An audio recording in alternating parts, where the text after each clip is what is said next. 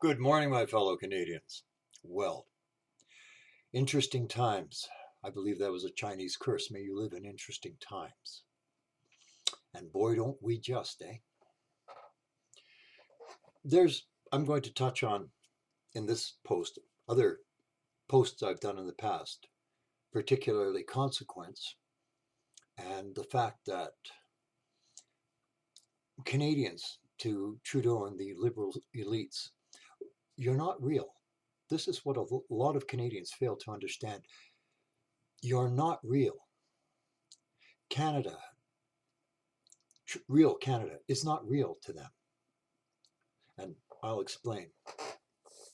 You're dealing with, in many cases, dilettantes. In Trudeau, the ultimate dilettante. Okay? You're not dealing, he has all of his father's arrogance and none of his intellect. Trudeau is a dilettante. He is the consummate dilettante. He dabbles at life. He plays at life. He played at being a university student. So he could drink and go to parties and get laid. But he was never seriously pursuing a career because he was too stupid. He was never seriously pursued a degree. He's too stupid. Like I said, he lacks his father's intellect. So he dabbled. He played at being a drama teacher. He played at being a snowboard instructor. See, he plays at life because he can afford to. For real people, you get a degree, hopefully because it will open doors for you to get a decent job, or maybe, let's hope, a really good job that will allow you to earn a decent living or very good living and work your way up within the professional ladder. He never had to worry about that. He was rich from birth.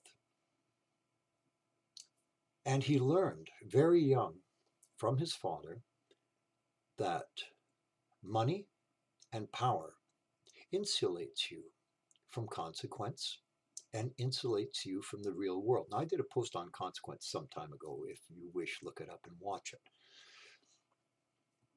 One of the prime examples I can bring of this, Trudeau is on record, videotaped, bragging about how his brother got busted with pot by the RCMP. Now, the issue here is not the fact that it was weed. In today's current mores, a little weed, big deal. But at that time, that was a clear offense under the Criminal Code of Canada. That was a drug-related offense under the Criminal Code of Canada. And he was bragging how his father made it go away. Now, understand this. From a law enforcement background, he didn't make, there was no conviction, there was no probation or, slap on the wrist sentencing, nothing. He made the arrest disappear. Not just the charges. He made the whole arrest disappear. So there's not even a record that he was arrested, let alone charged. So Trudeau learned that if you have money and power, you can do basically anything you want.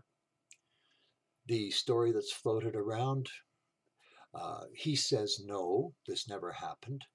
But given his history of lies, which are, God, I could write a book on the lies Trudeau has told.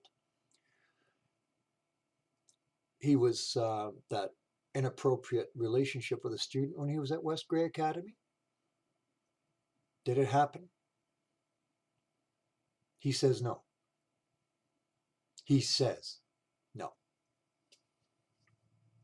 NDAs, non-disclosure agreements, are wonderful things, and so's money. So he played at these things. Now he's playing the greatest role he's ever played. He's playing at being a prime minister. He's playing at being a statesman. He's playing at being a leader. This is his new toy, Canada. Ooh, let's try this. Ooh, let's try that. So he's playing at this. Now we have the Freedom Convoy. And you folks, your greatest sin, your greatest crime, and the thing for which you will be punished is you punctured his elitist bubble. You have to understand that to Trudeau and his cabinet, the liberal elitists, Canada, Canadians, we're not real, like really real. We're an abstract, we're a concept, you're um, a money source, but you're not real. Oh, he mouths the words like a good drama teacher, like a chatty Cathy doll when you pull the string and it says, "Hi, mummy." That's Trudeau, or was Trudeau. I did post in the past, stop blaming Trudeau, because to blame Trudeau is like to blame a ventriloquist's dummy for saying something nasty to your wife. But now you can blame Trudeau, because what has happened, I think, when they installed him as the leader of the Liberals, my own personal take on this, he was out of position. But this feeble-minded moron actually believes he has a functioning intellect and actually believes he has the ability to lead a country. Like, he actually believes this, all evidence to the contrary. So in my personal opinion, he's got the bit in his teeth. And now he is doing whatever he wants. Like, the Liberal Party created a monster by installing this dancing, prancing buffoon and using the machine to get him elected into office. And now he actually thinks he has abilities. So because Canadians and Canada isn't real, that they live in this insulated bubble. They're insulated from consequence, like I said.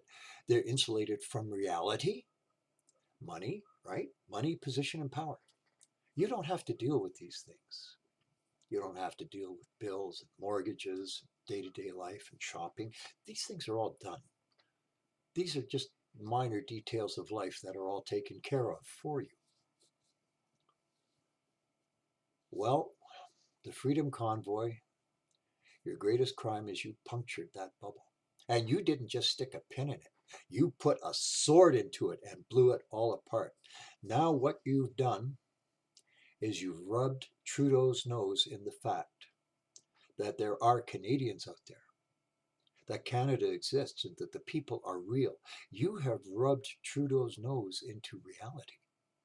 And that's your sin. That's your greatest crime. Because he has no idea what to do. You see, he can't play at this. His words are being ignored or being thrown back at him, and he has no idea what to do, because this is real. This is reality, and he has no idea what to do with reality. This is not something that he ran and hid, but the pressure was so great. Like, you say you're a leader, you have to deal with these people. And he just, curled up in the corner and said, "Mr. Murphy, what do I do now?" Is essentially what he has done. You've got a man who is 42 years old, going on 12. So he reacted exactly like a petulant, spoiled child who's not getting his way, and he's throwing a giant temper tantrum. Now, in a domestic situation, fine. But in a national situation, this is acceptable, and people still excuse him. So hard reality is intruded, and he has the power to punish you for that, and he's going to use it, and he is using it. Because you've made him, you forced him to face reality. That insulation, you stripped it away. That protective bubble, you stripped it away. And that's the entire Liberal cabinet. Well, I can't say the entire Liberal cabinet. I think there are probably accomplished people there who, let's say, at least had real jobs, whether they were through influence or position, but people who've had businesses, people who've had real jobs, entrepreneurs. There have to be some of them in the Liberal Party. I haven't looked up. My contempt for the Liberals and anybody who would vote Liberal is absolute and unremitting. But this is your crime, and for this you will be punished. And he's going to use the full weight of his office, not responsibly, not maturely, not with judgment, because he is not responsible, he is not mature, and he lacks judgment. He has no moral center. You have to understand this. Morally, ethically, the man is totally bankrupt. He does whatever he wants because there have been no consequences. When he had that inappropriate affair with an underage student, no consequences. That money made that go away. The Weiss charity scandal, money made that go away. Money and power. Charges should have been laid, but he got away with that. The corrupt, shady financial dealings he's had, nothing's been investigated. Money and power made it all go away. With the full collusion, of course, of the RCMP, the superintendent, of course, is tied to the Liberal cabinet through marriage. So much for law enforcement. I was talking to a friend, I said, when you own the press and the police, who is there to hold your feet to the fire? Even though it's a minority government, Jughead Singh keeps propping him up instead of siding with the Conservatives, or even saying, no, we're going to stay right out of this and let you two duke it out, Conservatives and Liberals. No, he keeps propping up the Liberals. That, to me, is one of his greatest sins. That guy is, I will not get on to my opinion of that useless piece of human garbage. I love this country. I really do. I love what's happening in Ottawa. I fear where it's going to go and how this is going to end. I really do. There's rumors now that they're going to get child services involved to try to take the children away from the truckers. Because once the children are out of there, the cops can move in with tear gas, water cannons. They can take the gloves off and go to town because it'll all be adults. At least someone in the Liberal cabinet has brains enough to realize that as long as there are children there, overreaction by the authorities can result in either the harm or the death of a child, and they'd be sunk. Even the mainstream media couldn't justify that. Well, they would. They'd spin it that, the parents use their children as human shields from their consequences. That's what the mainstream media would do. They are that low, that sleazy. They really are.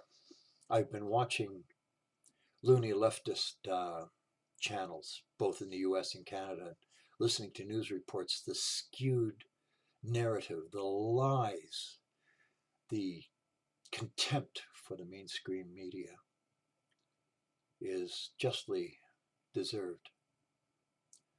And that's another reason that they are desperate not to see a conservative government, because if a conservative government gets in and forces them to adhere to the code of journalistic ethics, a lot of them would be out of a job. CBC will either be shaken up totally or gone. So that's, in short, so I don't ramble, that's the crime of the Freedom Convoy. That's the worst thing you could have done. That is your crime, and for that you will be punished. So to all of you brave patriots who came forward, stood up, and said, no more, we want our country back, to all of you, God bless you. I praise you, I pray for you, I salute you. You are the backbone of this country. You really are. You and everybody who stood beside you and stood up for you, all those people on the overpasses, you are my people, you are my fellow Canadians, and you are the people I love, and you are the people who can give us, Canadians, back their country.